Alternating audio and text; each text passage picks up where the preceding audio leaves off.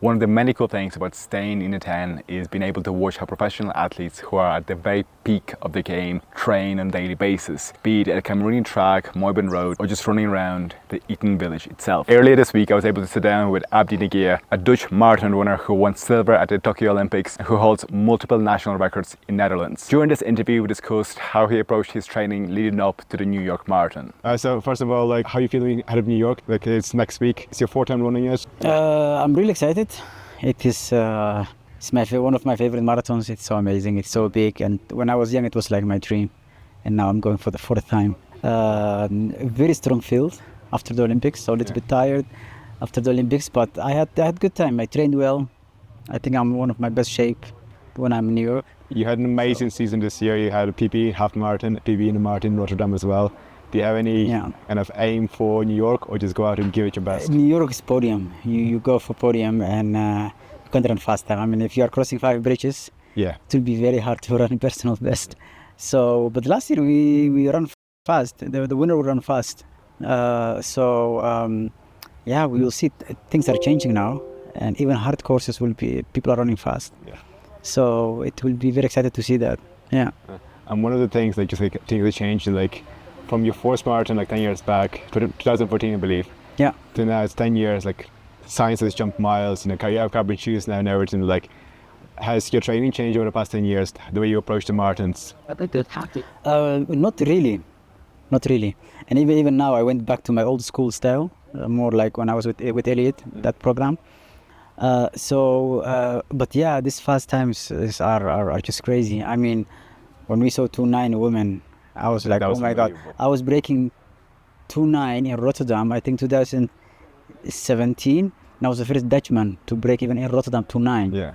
So it's really crazy. And another thing is that I'm running, this is my 23 marathon, and I'm still running BP. But so I have seen all. I have seen when the world record was, I think 2:4. I was running, I think. So it's really crazy. It's really, we don't know where it's landing. And even now I'm thinking, I have to look for a fast course. Do you think we might see a 2:05 time from a female runner in the next? Now we can't see it anymore, because who thought women will run 2:9? Yeah. I mean, there are still male athletes who are getting contract when they run 2:9. Yeah. I mean, there is no other race, if it's 100 meter or 800 meter, that you cannot run woman time and you get contract while you are 30. So it is just crazy. Yeah. And how did your kind of training block leading up to New York kind of look like? How was it? 5 weeks of 190, 185, 5 weeks long. Is that your kind of usual approach to marathon? Yeah. And actually, I don't calculate. Mostly, I check on Saturday actually. Okay. What's the end? And Sunday, you already know what you're doing, so you will not add in the evening something. Yeah. So mostly then I see, nice, 195, 198, 190, 195. And do you have any kind of a specific kind of workout that you love doing, like a key workout for you? More keywords, not like that I like, but those that you want to do and to get the confidence. It's two different things. So it's 40 Ks, but especially to 2 Ks, 1 mile. I hate that. Yeah. 10 times 1 mile. Things like that, yeah. What would be kind of the paces that you'd be kind of aiming for those kind of 1 mile repeats, let's say? It depends the week. It depends if you run 40K that week, or if you're running 40K this Sunday. Mostly I do on Friday my track sessions, or Tuesday.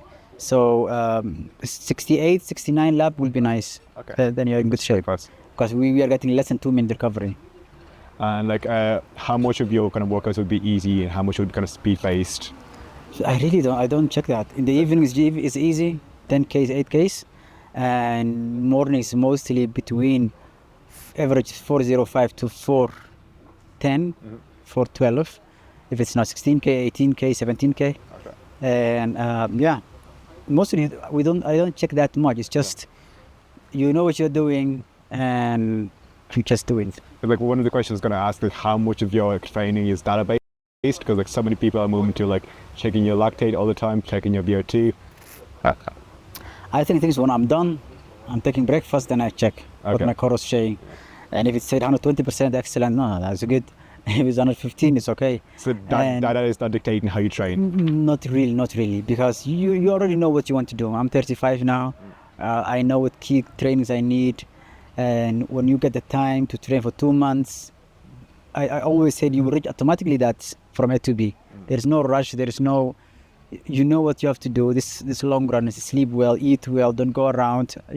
Sometimes I can't even go. I will be here 2 months and I'll not go down to town in E10. Nobody knows I'm around. So it's just, you know what you have to do, and automatically you will see you're in shape. And then like, do you have any kind of mental kind of tricks or like instruments that you use to power yourself through, firstly, tough training sessions, and secondly, through the race itself? Races is difficult because it can change. You have this plan and someone will decide something and whole your plan is gone.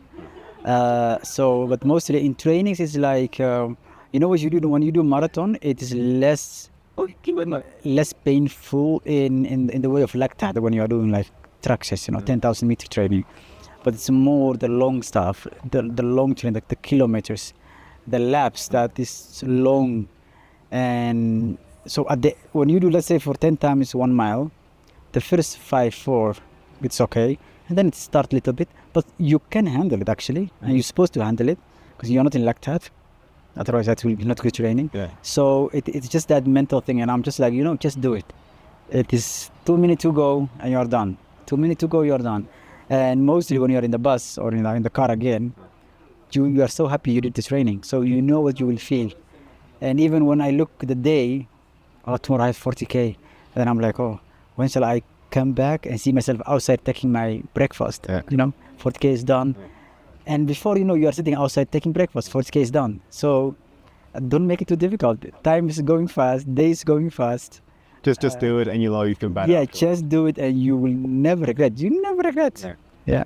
And then in your opinion, what makes a great runner? Like are there any qualities that like? I think each one is different. For me, I think it's simplicity would make me good because I came from BB of 211. I have run all the times 211, 210, 29, 28, and then I jumped from 28 to 26. Then I came back to 27 that year, and then 24. So and I came back to 25.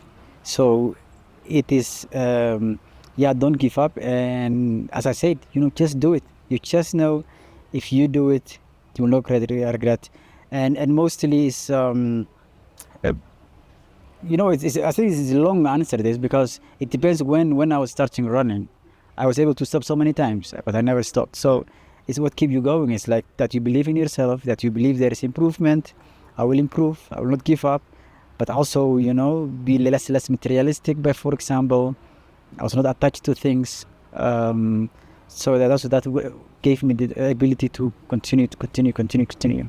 And if you were to go back to your younger self and give yourself one piece of advice, is there anything that you kind of go back and like kind of say to yourself? Or actually, I posted I think pictures that I saw someone posting, and it touched me so good because it was saying, I wish someone told me when I was 20 this and that to do it. And I was like, yeah, I told myself when I was 21, you know what, I'm gonna move to Kenya.